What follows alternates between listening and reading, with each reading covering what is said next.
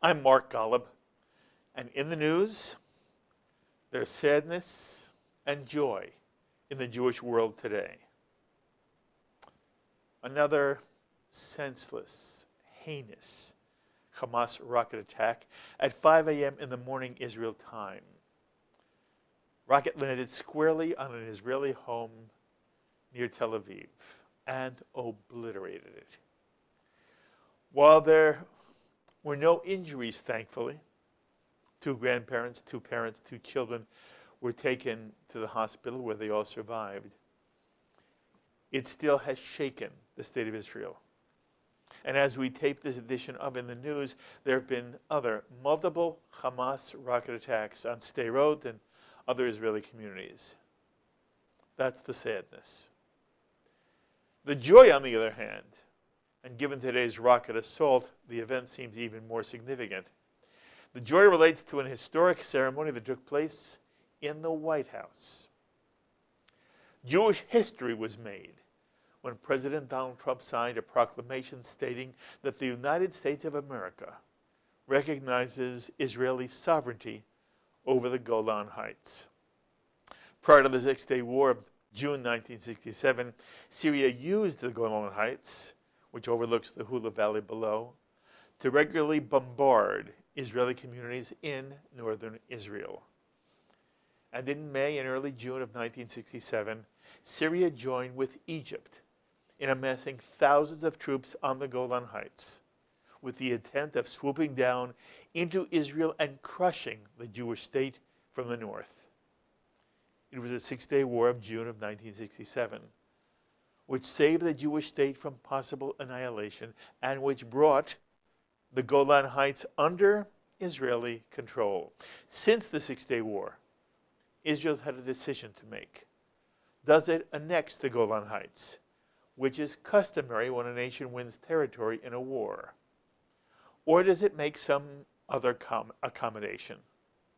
Israel chose accommodation, installing a military presence on the Golan Heights, but refraining from formally annexing the territory. Tragically, the Golan Heights were overrun by the Syrian army at the start of the 1973 Yom Kippur War.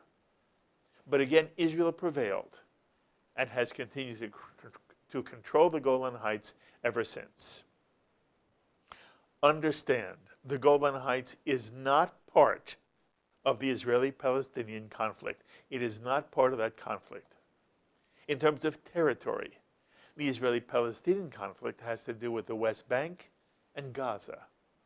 The Golan Heights is part of the Israeli-Syrian conflict. Syria has remained an ever-present threat to the state of Israel.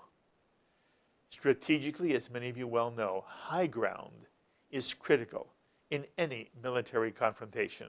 For this reason, many have argued that Israel has both the right and the obligation to annex the Golan Heights. But for more than 50 years, Israel has been reluctant to take such a move, in large measure due to U.S. opposition to annexation. On Monday, March 25, 2019, a stroke of Donald Trump's pen in the White House changed U.S. policy, has changed the potential of the map of the Middle East, and drove home a point to the international community that the state of Israel has as much right as does any other foreign nation to defend itself and to protect its people. It is Jewish history in the making. It took under 15 minutes to accomplish, and if you missed the ceremony, we'd like to share it with you now on JBS. It's my honor to welcome Prime Minister Netanyahu to the White House. A very special man. He's done a great job. I want to begin by expressing our condolences to the Prime Minister and the people of Israel for the horrific Hamas rocket attack on Israeli homes this morning, which wounded 7 civilians at least, including numerous children. Our prayers are with our friends in Israel as they carry out an incredible way of life in the face of great terror. The United States recognizes Israel's absolute right to defend itself. The despicable attack this morning demonstrates the significant security challenges that Israel faces every single day. And today I am taking historic action to promote Israel's ability to defend itself and really to have a very powerful, very strong national security, which they're entitled to have.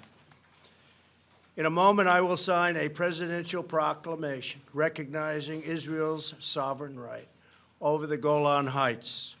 The state of Israel took control of the Golan Heights in 1967 to safeguard its security from external threats.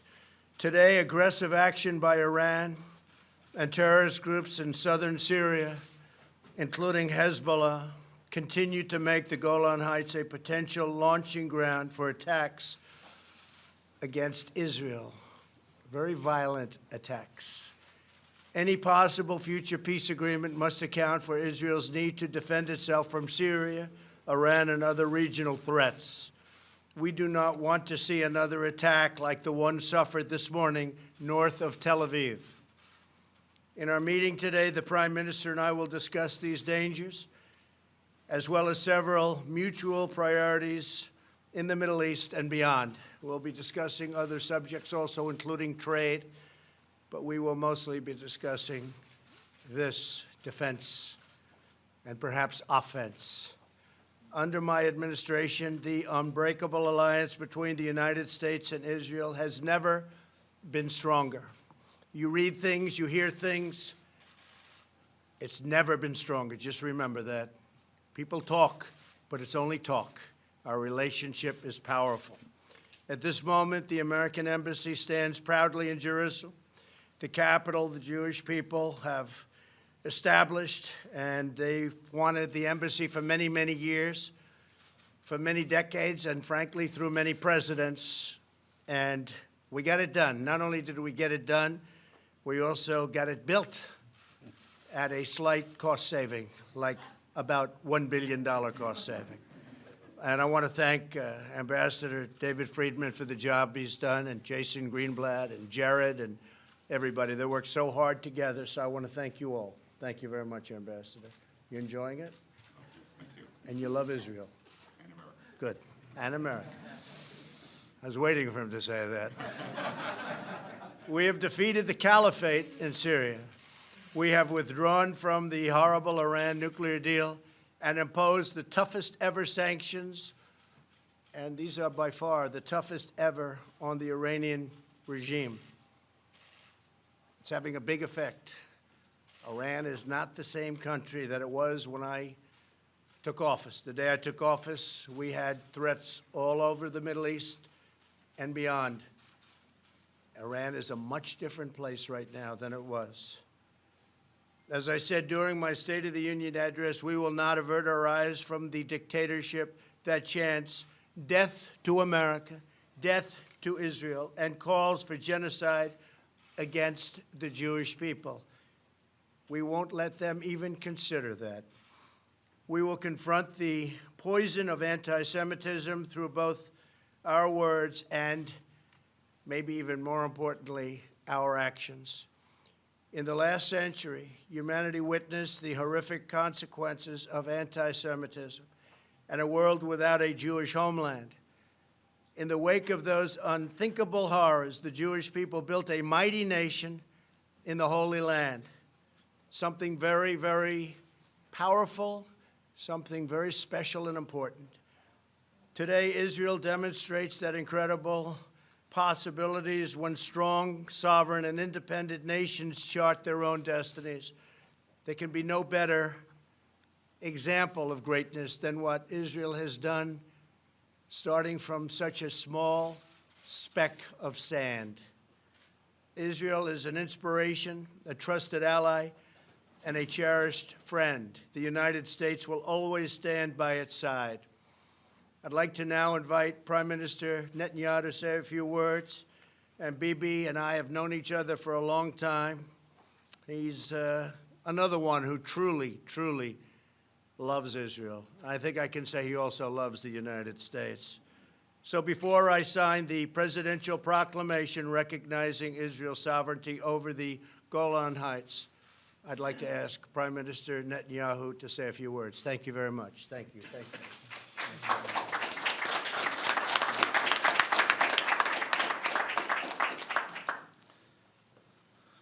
Mr. President, our dear friend Donald, you have shown consistently incredible support for Israel, for our right to self-defense. When we exercise that self-defense, you have never flinched. You've always been there, including today, and I thank you. Yesterday, a rocket was fired from Gaza, deep inside Israel. It hit a home north of Tel Aviv. It wounded 7, including 2 small children. And miraculously, no one was hurt. No one was killed. Israel will not tolerate this. I will not tolerate this. And as we speak, as I told you, Mr. President, just now, Israel is responding forcefully to this wanton aggression. I have a simple message to Israel's enemies. We will do whatever we must do to defend our people and defend our state. After this meeting, I will return home ahead of schedule to lead the people of Israel and the soldiers of Israel. But before I go, Mr. President, it was so kind of you to invite me to come here. It was so important for me to come here to the White House and to thank you. Mr. President, over the years, Israel has been blessed to have many friends who sat in the Oval Office. But Israel has never had a better friend than you. You show this time and again.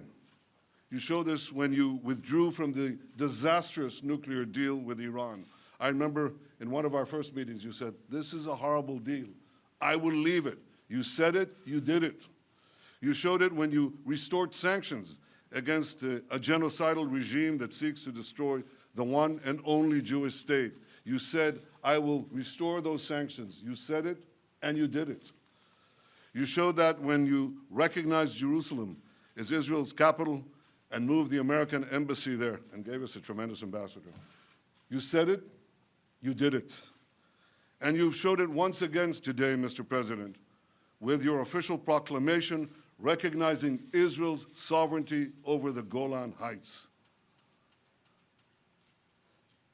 Mr. President, ladies and gentlemen, this is truly a historic day. For 2 decades, from 1948 to 1967, Syria rained deadly fire from the Golan Heights on Israel's citizens below. A generation of Israeli children lived in constant danger. And then, in 2 glorious days, in June 1967, the brave soldiers of Israel scaled those daunting heights and liberated the Golan. This has profound meanings for all Israelis and for me personally. One of those brave soldiers was my brother, who was wounded in battle 3 hours before the end of the war. And a few years later, as an officer in a special unit, I led my soldier into a covert mission into Syria. And as we came back to the Golan, to Israel, we nearly froze to death in a blinding snowstorm. Well, as you can see, I'm still here.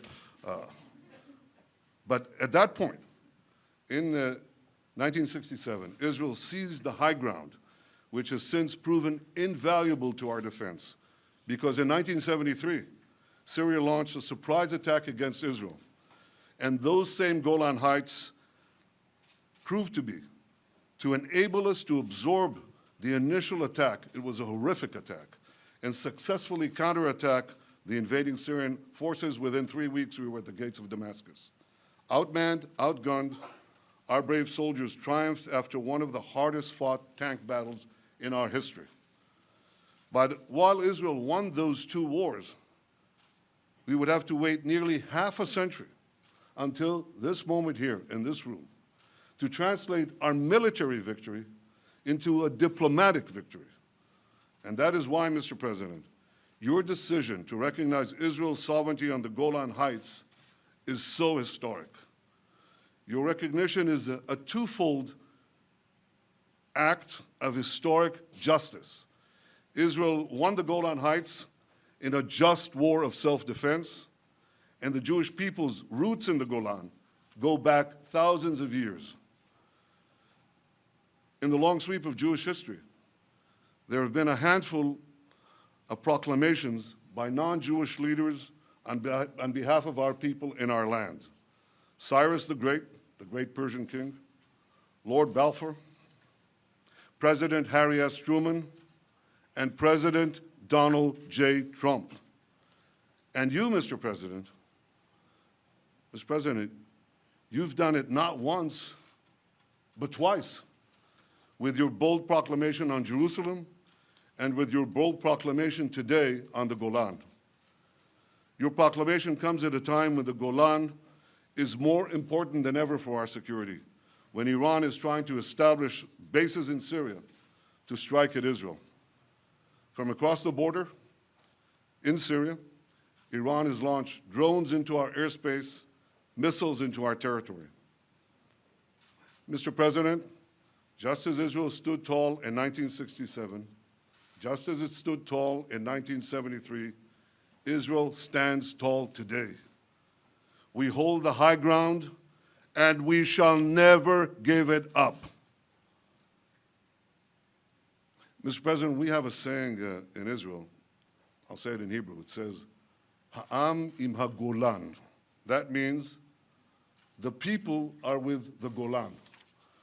But thanks to you, we now know that there are two peoples who stand with the Golan, the people of Israel and the people of America. So on behalf of all the people of Israel, thank you, President Trump. Thank you for your leadership. Thank you for your friendship. And thank you for all you have done to make the alliance between America and Israel stronger and greater than ever. Thank you, Mr. President.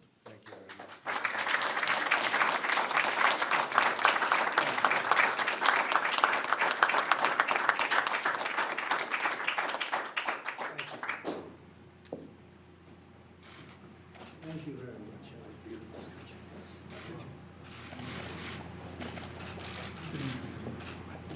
So this was a long time in the making. Should have taken place many decades ago.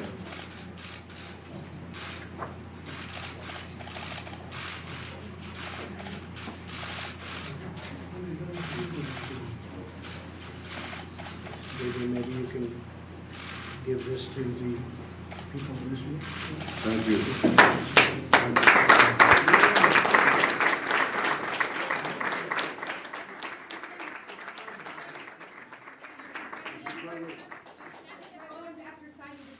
There you have it.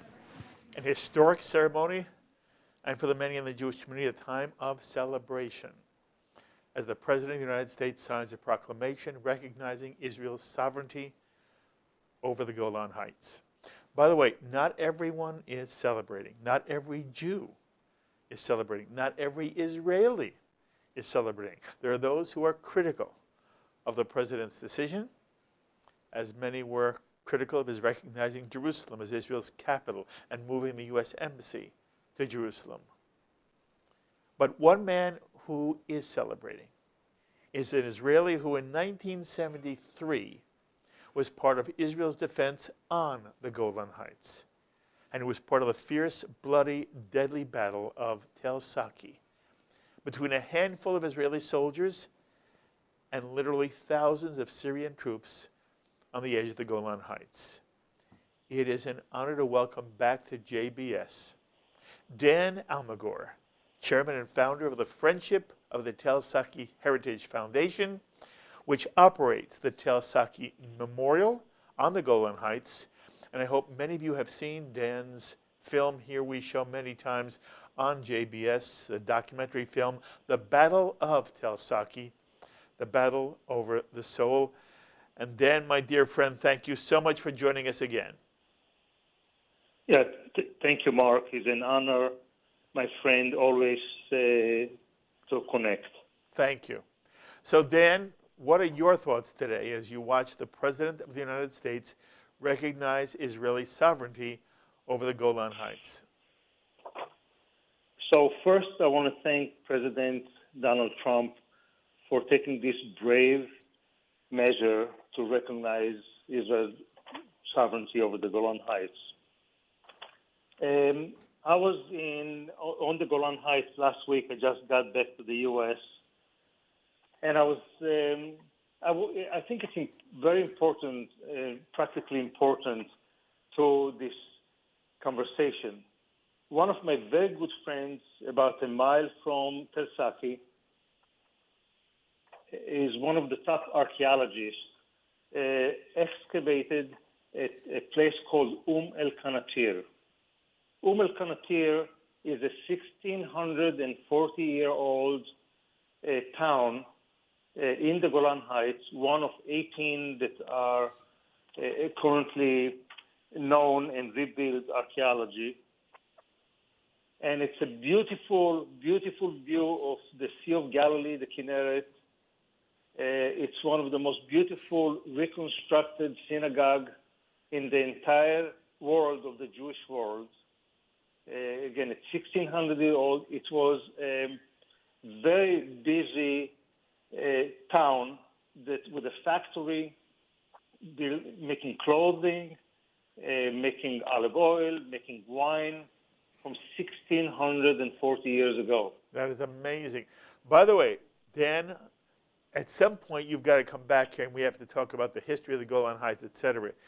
Unfortunately, I only have a few minutes with you, and I really wanted your opinion. From your perspective, what do you think this decision means to the Israeli people? It's been a long time since the 1973 Yom Kippur War. Do you believe Israelis care about this issue?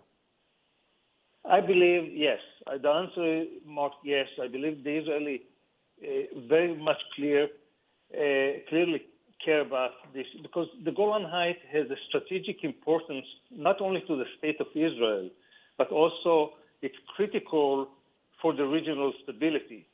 And as Prime Minister Netanyahu said, Iran, which proclaimed to destroy the state of Israel, trying to establish itself now in the void that ISIS departure was created recently, and clearly creates a situation, unattainable situation, not only for the Golan Heights citizens, but for the entire state of Israel.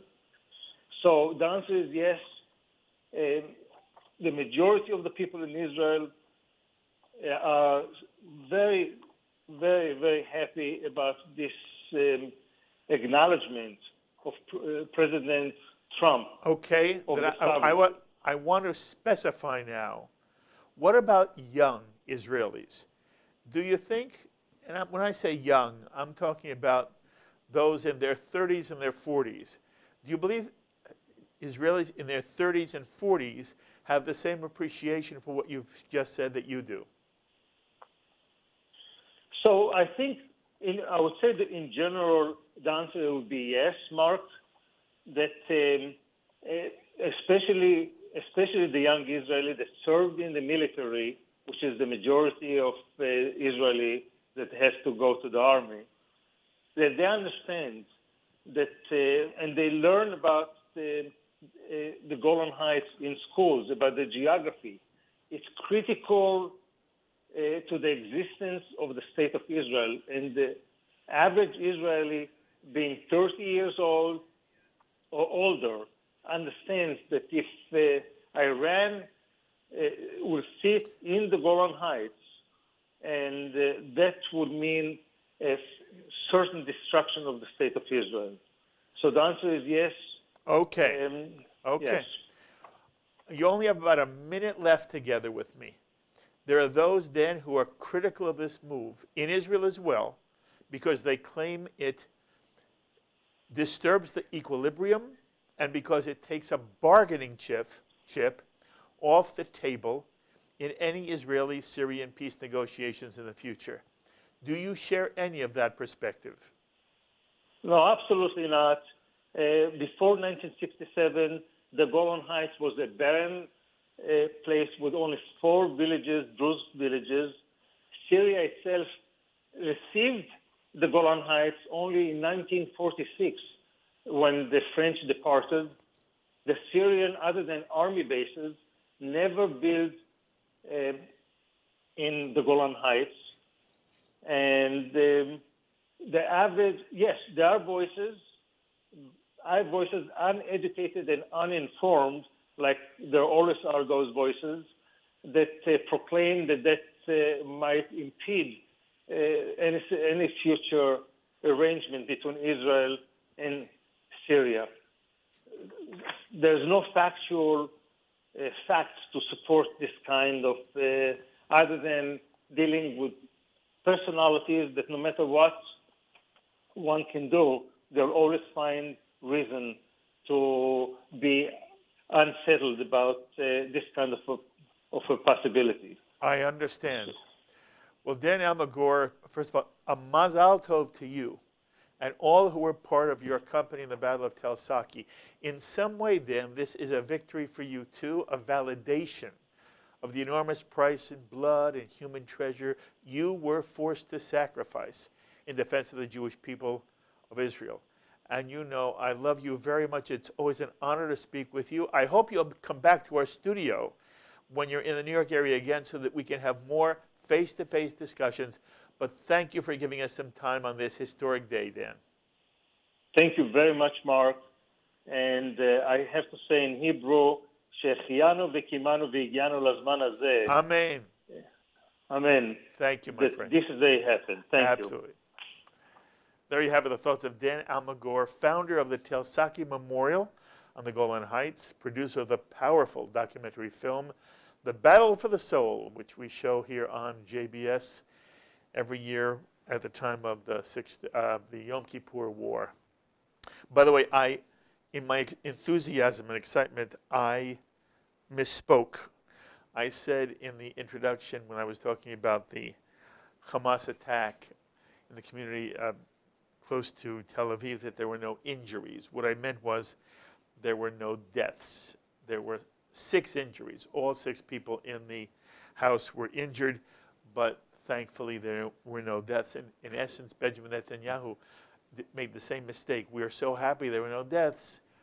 It sometimes extends in our rhetoric, but there were no deaths. There were injuries. My thanks as always to our director, Sloan Copeland, JBS's Associate Director, Dara Golub, Editor, John McDevitt, and to the producer of In the News, Carol Lilienthal. Until the next time, I'm Mark Golub. Be well, my friends.